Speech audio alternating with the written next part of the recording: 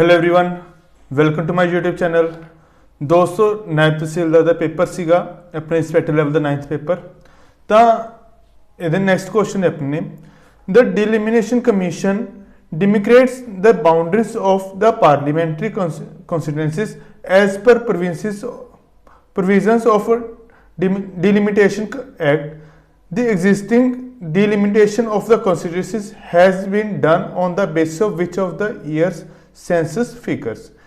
पहली गल तो डिलिमिटेशन जो कमीशन है ये किस लिए हैगा, ये कादे वास्ते होंदे to read row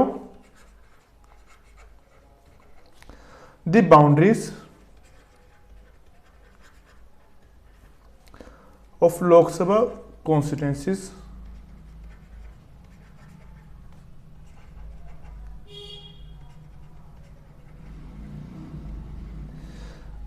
on the basis of census।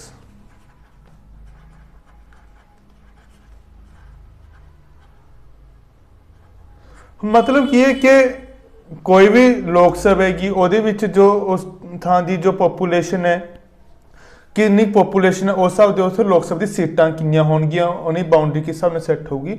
ਤਾਂ ਸਾਨੇ ਜਿਹੜੀ ਸੈਂਸਸ ਹੈਗੀ ਫਿਗਰ ਹੈ ਇਹ ਕਿਹੜੇ ਈਅਰ ਤੋਂ ਸੈੱਟ ਕੀਤੀ ਹੈ। मतलब 1991 ਦੇ ਵਿੱਚ ਕਮਿਸ਼ਨ ਬਣੇ ਸੀ, ਉਦੋਂ 2001 बने 2011 ਜਾਂ 9 भी मतलब किस सेंसस के आधार पर बनी हुई है। तो किस सेंसस के आधार पर बनी हुई है 2001 के आधार पर। क्लीयर, यह जान के मैंने ये पंजाबी विच रखा से क्वेश्चन।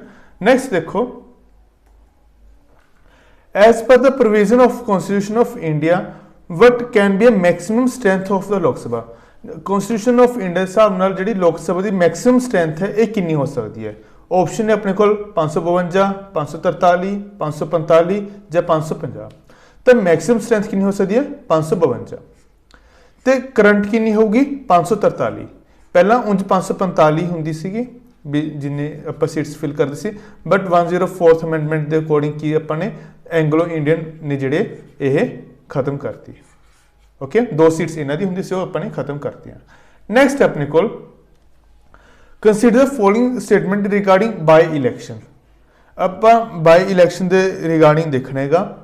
तो by election are to be held within द 6 months of occurrence of vacancy in any house of parliament और state legislative.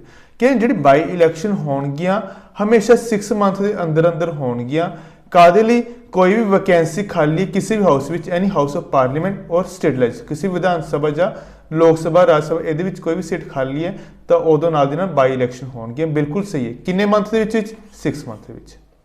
Okay, this is not applicable, ये एप्लीकेबल नहीं हैगी where the reminder of the term of the member whose vacancy is to be filled is less than 1 year। जिहड़ी ਇਹ ਉੱਥੇ applicable ਨਹੀਂ ਹੈਗੀ ਜਿੱਥੇ ਜਿਹੜੀ ਮੈਂਬਰ ਦੀ ਵੈਕੈਂਸੀ ਹੈ 1 ਸਾਲ ਤੋਂ ਵੱਧ ਫਿਲ ਨਾ ਹੋਈ ਹੋਵੇ। ਠੀਕ, ਬਿਲਕੁਲ ਸਹੀ ਹੈ। 1 ਸਾਲ ਤੋਂ ਵੱਧ ਲਈ ਇਹ ਐਪਲੀਕੇਬਲ ਇਹ ਨਹੀਂ ਹੋਵੇ।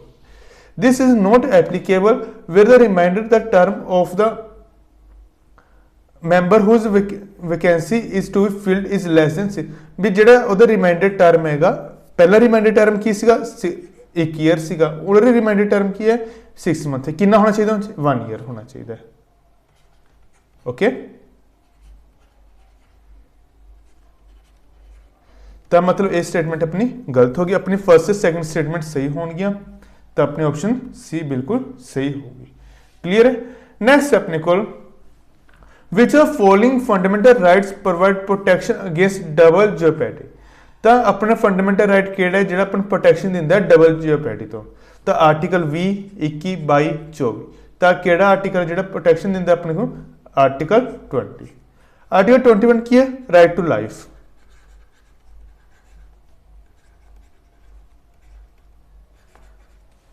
आर्टिकल 22 की है कि किसी परसन तुसीं अरेस्ट किया है तो तुहानूं 24 घंटे के अंदर अंदर तुहानूं मैजिस्ट्रेट के अगे पेश करना पऊगा। ओके, तो आर्टिकल 24 की है तो कोई चिल्ड्रन ने उन्होंने फैक्ट्री में काम करने नहीं रोकना। ओके, चाइल्ड वर्क तो अपन रोकने का। नेक्स्ट अपने को as per the fundamental rights enshrine in the constitution of India employment of children in factories mine etcetera is prohibited below. जिहड़ा कोई बच्चा है अपने फंडामेंटल राइट कह रहे भी कोई चाइल्ड है चिल्ड्रन ने बच्चे ने उन्होंने फैक्ट्री या फिर माइंस च काम नहीं करना ये इस किन्ने साल तक भी इस तो घट के बच्चे काम करना नहीं हैगा 12 साल 14 16 या कोई भी एज नहीं दी हुई कॉन्स्टिट्यूशन तो किन्ने है एज किन्नी है 14 साल ओके नेक्स्ट देखो by which of the following writs is an individual's right to hold public office challenge भी आप किसी भी परसन ने कोई भी गवर्नमेंट ऑफिस हैगा उन्होंने होल्ड किया हुआ आप उन्होंने चैलेंज कर सकते ये किस रिट के आधार पर आंदेगा पहली गल तुहाडे लई क्वेश्चन है कमेंट सेक्शन में लिखोगे कि रिट्स किहड़े आर्टिकल अंदर आंदी है okay doctor B R Ambedkar ने इनू सोल ऑफ द कॉन्स्टिट्यूशन किया आर्टिकल तुसीं कमेंट्स में दसोगे किहड़े आर्टिकल अंदर आंदी है तो अपने को ऑप्शन ने सर्चरीज हैबे कॉर्पस मैंडेमस या क्योवरेंटो तो आप कोई परसन गवर्नमेंट पब्लिक ऑफिस है होल्ड करते आप चैलेंज कर सकते हैं क्यू वरंटो नाल ओके सर्चरीज की होंदेगा कि आप हाई कोर्ट नू अपील करते हैं आफ्टर लोअर कोर्ट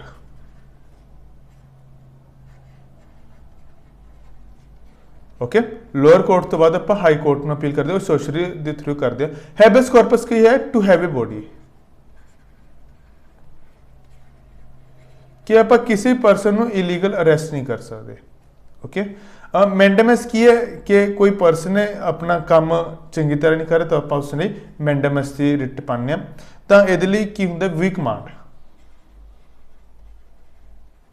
ठीक है ये वर्ड्स बोले जाते हैं अजकल पीपीएससी नैक्सट अपने को डीपीएस भी रिलेटेड क्वेश्चन है ठीक है there is a provision of securing just and human condition of work and maternity relief कि असी की है डीपीएस भी अंडर कि अपने कोई परसन है उन्होंने प्रॉपर ह्यूमन कंडीशन जी प्रॉपर ह्यूमन कंडीशन ने अपनी प्रोवाइड करनी ने बिल्कुल सही ने यह आर्टिकल 43 अंडर आते हैं okay there is a provision of living wages to the work जेडे वर्कर्स ने उन्होंने प्रॉपर वेजिस देने ने जिन्ने उन्होंने बनते हैं ये भी 43 के अंदर आते बिल्कुल सही है ये भी ओके नेक्स्ट है there is a provision to promote cottage industry of an individual और non cooperative basis in the rural area हाँ अपन प्रमोट करनी कॉटेज इंडस्ट्री ये भी बिल्कुल सही है ये भी 43 के अंदर आता है तो ये तीनों ऑप्शन डीपीएसपी के अंदर आते हैं अपने करैक्ट पूछे तो ऑप्शन अपनी सी बिल्कुल सही बनेगी ओके नेक्स्ट है in the context of provision of Indian constitution consider following statement Indian constitution अपन देखने early childhood care and education of all children until they complete the age of 6 year is a fundamental duty of parent और guardian जी हैगी एक parent है guardian की duty है कि 6 ईयर तक वो एज से बच्चे को प्रोवाइड करना यह फंडामेंटल राइट नहीं है जो ड्यूटी नहीं है डीपीएसपी के अंदर आता है ओके तो अपन करैक्ट पूछे तो गलत हो गया okay right to education of children in the age of 6 to 14 is a fundamental right जोड़ा यह बिल्कुल सही है यह 21A के अंडर आता है ओके कि 6 to 14 साल के बच्चे को एजुकेशन प्रोवाइड करनी है ये सही है अपना to provide opportunity for education of children between age of 6 to 14 year is DPSP of state policy जी अपॉर्चुनिटीज प्रोवाइड करनी है एजुकेशन के बच्चे 6 to 14 साल नहीं 6 to 14 नहीं है 0 to 14 है मतलब उत्थे लिखा है अप टू 14 लिखा है तो ये भी गलत होंगे तो अपनी ऑप्शन सैकेंड है जी तो ऑप्शन ए अपनी बिल्कुल सही ऑप्शन बनेगी नैक्सट देखते हैं constitution provides the power to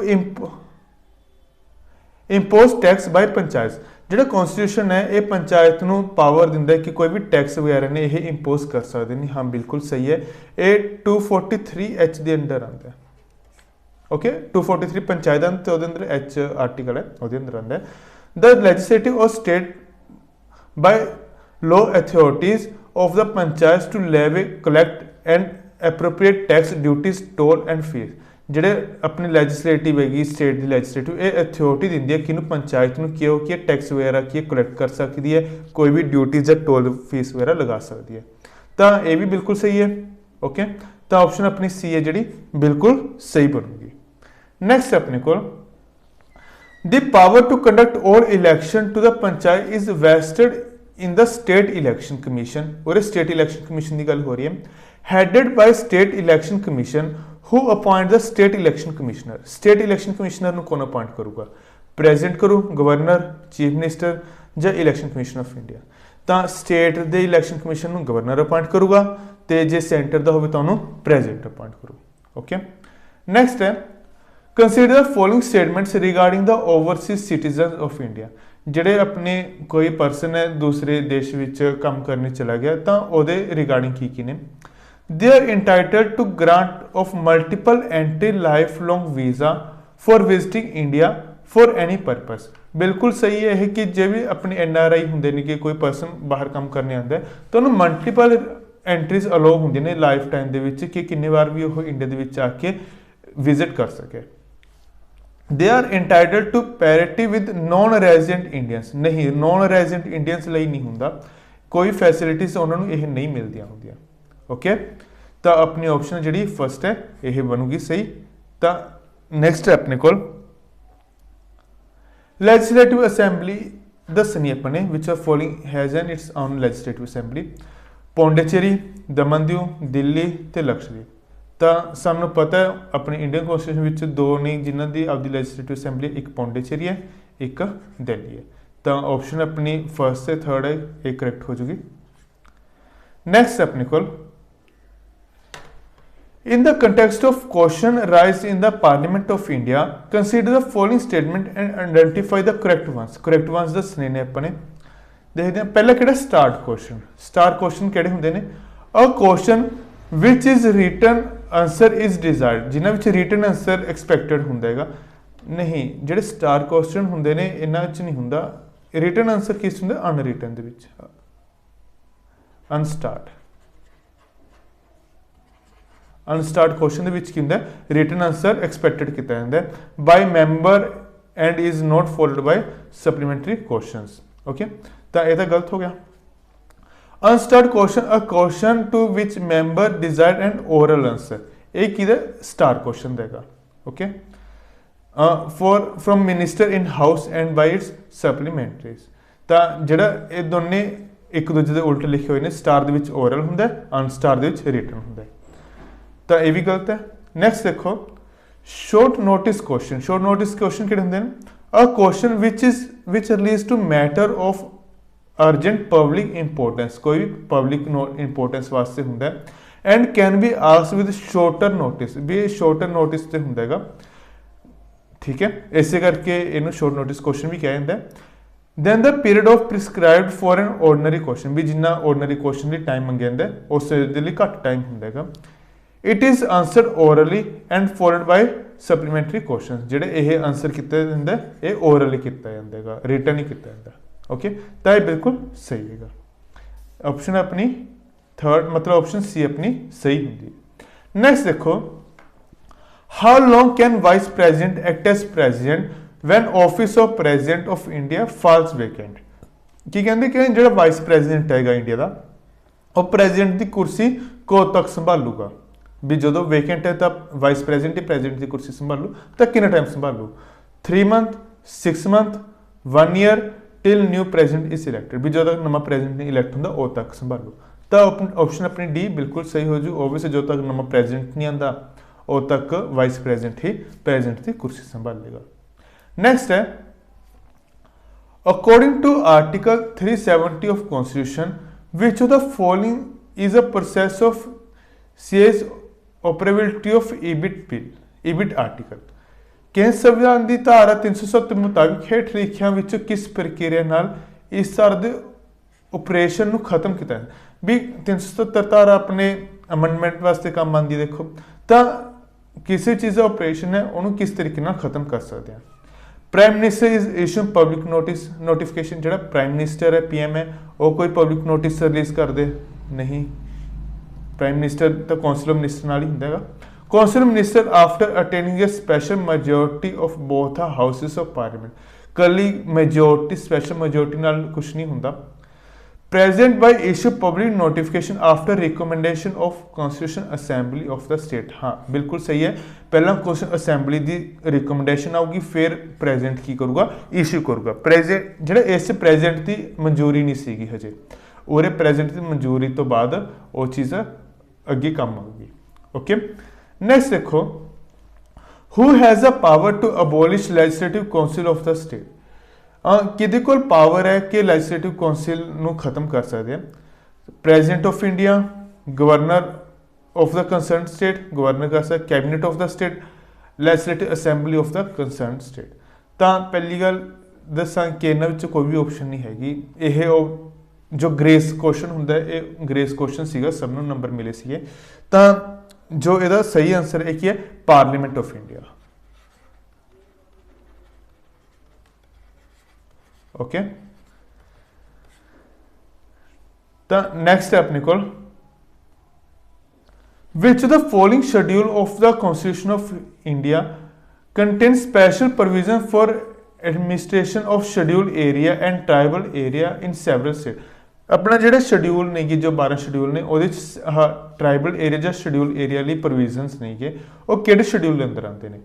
चौथे अंदर, पंजवां, छेवां, सत्तवां। तो जोड़े ये ने शेड्यूल ने किहड़े अंदर आते हैं? पंजवां ते छेवां। ओके तो अपनी ऑप्शन किहड़ी बनू? Option B. नैक्सट अपने को, right against exploitation which of the following fundamental right includes the following. इन्हां विचों किहड़ा फंडामेंटल राइट हैगा? Prohibition of traffic in human beings, जिहड़ी ह्यूमन बींग्स की तस्करी है यह बंद होनी चाहिए, बिल्कुल सही है।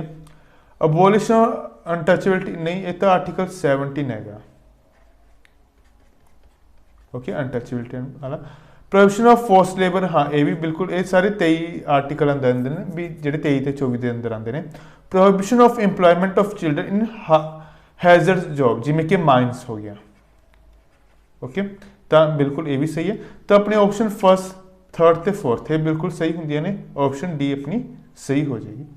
नैक्सट है, लोक सभा पासिस वोट ऑन अकाउंट। जी लोक सभा की वोट ऑन अकाउंट पास कर दी है, देखो लोक सभा वालों वोट ऑन अकाउंट पास किया जाता है to meet the expenditure during intervening period between introducing of budget and its passage. की है कि कोई गौरमेंट हैगी आदा एक्सपेंडिचर हैगा। पहली गल वोट ऑन अकाउंट हुंदा की है, तुहानूं ये दसदा जिहड़ी गौरमेंट हैगी ये अप्रूवल लैंदी है, ठीक है, पार्लीमेंट तो अप्रूवल लैंदी है कि आपकी गौरमेंट कुछ मंथ लई आपकी गौरमेंट चलाने जो कंसोलीडेट फंड दे विचों जो पैसा कड्ढा हुंदा उस पैसे नाल आपकी गौरमेंट चलाने की परमिशन लैंदी है। तो वही चीज़ ये option A to meet the expenditure during the intervening period between introduction of budget and its passage, भी जोड़ा भी बजट प्रस्ताव होगा उसे पास होने के टाइम तक जिन्ना ही पैसा खर्चना उन्होंने वो कंसोलीडेट फंड के होगा, उन्होंने कहते हैं वोट ऑन अकाउंट कहते हैं। Clear. Next thank you everyone. अज कुछ यही क्वेश्चन सी, मिलते हैं नैक्सट वीडियो के।